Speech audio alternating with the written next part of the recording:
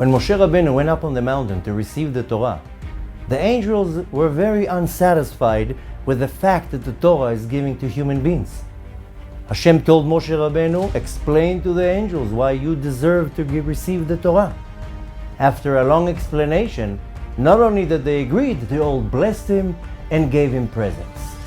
A very interesting present that was given to Moshe Rabbeinu in that time was the present that is called Ketoret, incense, the secrets of Ketoret. What's more interesting is that the Satan, the devil himself, gave Moshe Rabbeinu those secrets. We all know the power of Pitum Haketoret. We all recite it every day, we pray.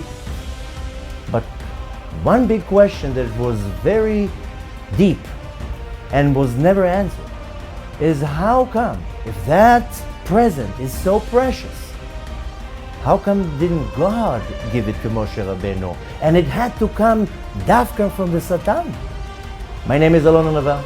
I want to invite you to a fascinating class on Sunday, February 8th, in Aurora, Colorado, where I'm going to be sharing unbelievable insights about Pitum Haketoret, the blessing, the significance, and much more. February 8th, Aurora, Colorado. Don't miss.